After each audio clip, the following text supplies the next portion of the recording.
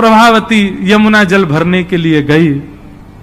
ठाकुर जी उसके यहां प्रवेश कर गए और प्रवेश करके महाराज चार के ऊपर तीन के ऊपर दो के सबसे ऊपर ठाकुर जी, और ठाकुर जी लेकर के बढ़िया मक्खन खाने लगे। मक्खन पाते हैं, ग्वाल बालों को पवाते हैं, और जब सब पा लेते हैं तो फिर मरकान भूषण संग में बंदर और चलते हैं उनको भी पवाते हैं।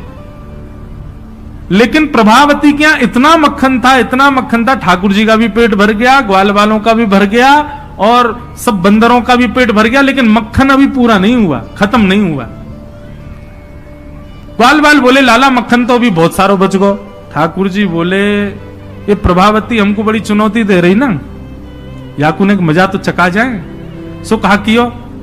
ठाकुर जी ने एक हंडी लई, एक लठ लियो और वहां से वह हंडी को फोड़ दियो, जितनो मक्खन हो सब नीचे गिर गयो, और वह मक्खन को चौका लगा गए, पोंछा कर गए पूरे घर में।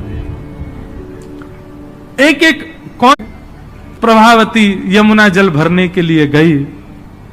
ठाकुर जी उसके यहां प्रवेश कर गए और प्रवेश करके महाराज चार के ऊपर तीन के ऊपर दो के सबसे ऊपर ठाकुर जी, और ठाकुर जी लेकर के बढ़िया मक्खन खाने लगे। मक्खन पाते हैं, ग्वाल बालों को पवाते हैं, और जब सब पा लेते हैं तो फिर मरकान भूषण संग में बंदर और चलते हैं उनको भी पवाते हैं।